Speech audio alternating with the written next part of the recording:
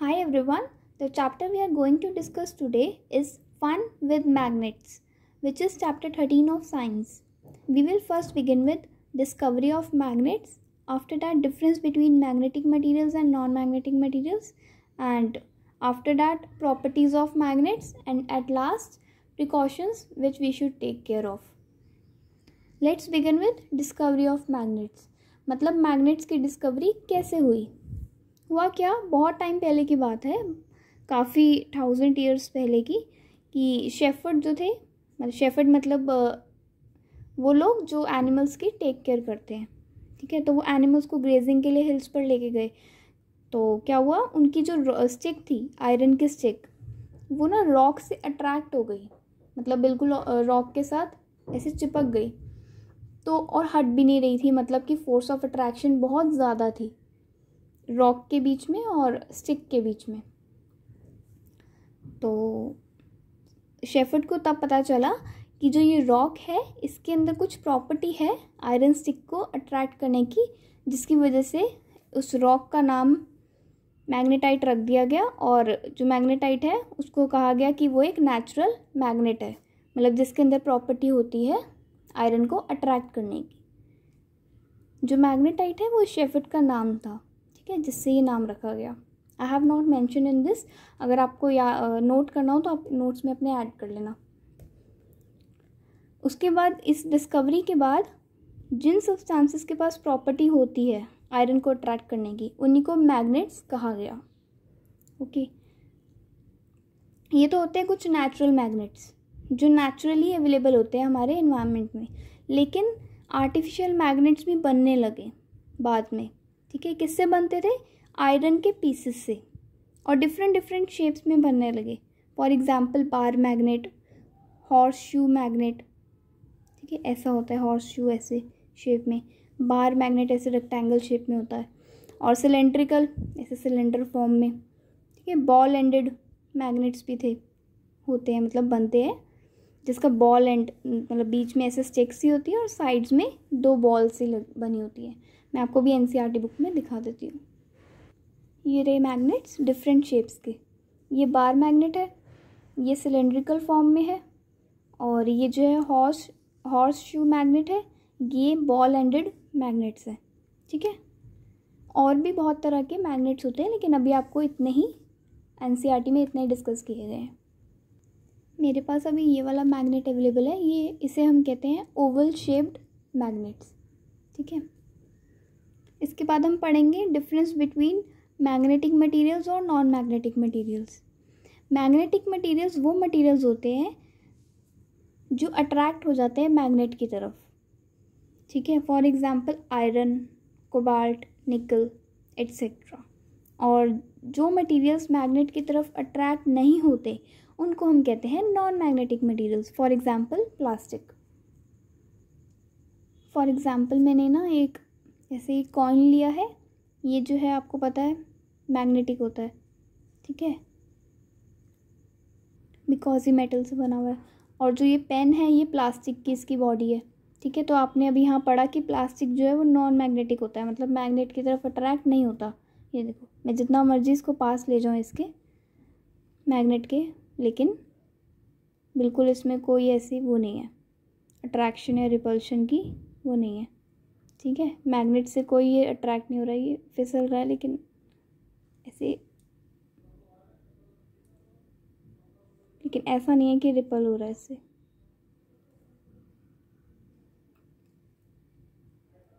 यही अगर हम कॉइन को इसके पास लेके जाएंगे तो आप देखोगे ये बिल्कुल, यू कैन सी, बिल्कुल अट्रैक्ट हो गए, और इजीली ऐसे रिमूव नहीं होते, इनको फोर्सफुली ऐसे रिमूव करना पड़ता है। Now after discussing difference between magnetic materials and non magnetic materials, let's discuss properties of magnets. मतलब मैग्नेट्स की कुछ प्रॉपर्टीज़ होती हैं।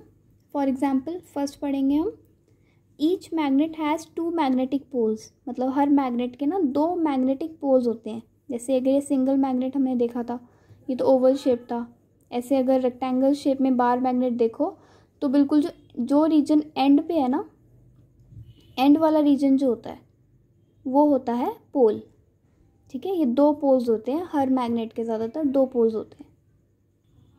एक पोल होता है नॉर्थ पोल और एक होता है south pole. Okay, next is poles of a magnet are said to be near the ends. Ends जो होते हैं वहीं पे पोल्स होते हैं, ये पहले भी हम डिस्कस कर चुके हैं। उसके बाद iron filings are attracted more towards the region close to these 2 ends.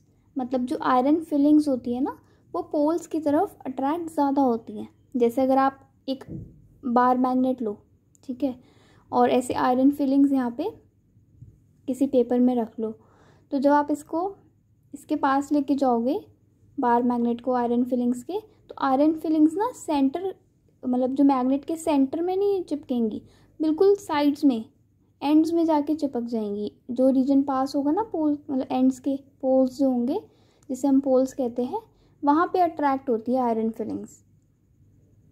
Okay, next point is opposite poles of 2 magnets attract each other whereas similar poles repel each other. For example, एक magnet है, ये north है, ये south pole है, ठीक है। दूसरा magnet है, इसका ये नॉर्थ पोल हो गया, ये साउथ पोल हो गया, सेम। तो अगर हम इसे बिल्कुल ऐसे पास लेके जाएंगे तो नॉर्थ और नॉर्थ बिल्कुल रिपेल करेंगे एक दूसरे को, मतलब सिमिलर पोल्स हैं। और यही अगर मैग्नेट को उल्टा करके आप साउथ पोल ऊपर कर दोगे, नॉर्थ पोल नीचे कर दोगे, और इधर नॉर्थ और इधर साउथ, तो बिल्कुल नॉर्थ साउथ साथ साथ होंगे तो एकदम अट्रैक्ट हो जाएंगे, ठीक है। मतलब जो ऑपोजिट पोल्स होते हैं वो एक दूसरे को अट्रैक्ट कर लेते हैं, ठीक है। और जो सिमिलर पोल्स होते हैं वो एक दूसरे से रिपेल होते हैं, ठीक है। सपोज आपको भी बाद में बताऊंगी वो वाला part. Next is a freely suspended bar magnet always comes to rest in a particular direction in north south direction। मतलब अगर एक बार मैग्नेट को हम फ्रीली सस्पेंड कर दें, बिल्कुल मतलब किसी धागे से ऐसे बांध लो सपोज आप मैग्नेट को, और बिल्कुल हवा में ऐसे छोड़ दो, तो क्या होगा, जब वो हिलते हिलते बिल्कुल रेस्ट पे आएगा ना, तो वो नॉर्थ साउथ की डायरेक्शन में ही आएगा, ठीक है। ये प्रॉपर्टी होती है मैग्नेट की कि जब भी वो रेस्ट पे आएगा, फ्रीली सस्पेंडेड बार मैग्नेट जब भी रेस्ट पे आएगा तो वो नॉर्थ साउथ डायरेक्शन में ही आएगा। तो पहले के ज़माने में ऐसे ही मतलब डायरेक्शन पता की जाती थी,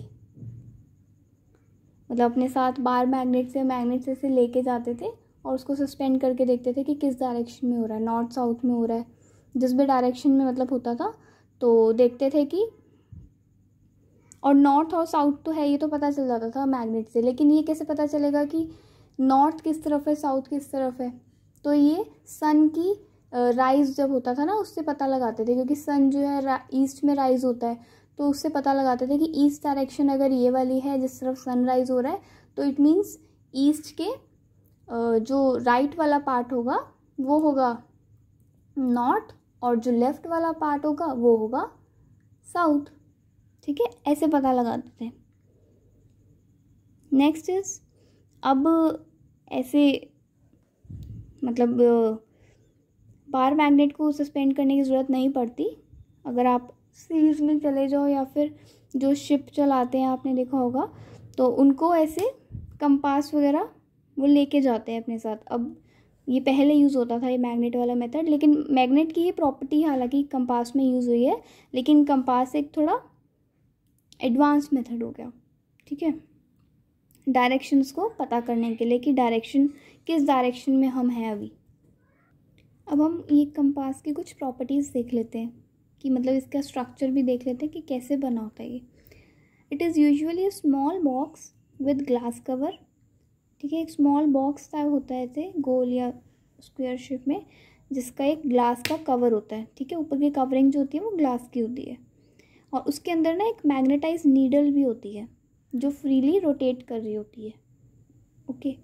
और कंपास के पास जो है डायल भी होता है, एक डायल ऐसा होता है जिस पे डायरेक्शंस मार्क्ड होती है, नॉर्थ साउथ ईस्ट वेस्ट ऐसे मार्क्ड होती हैं डायरेक्शंस, ठीक है।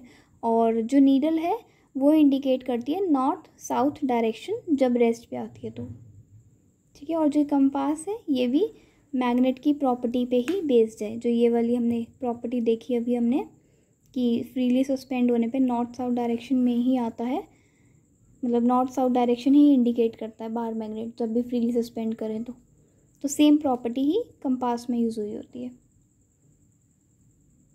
You can see the picture of compass in NCERT book.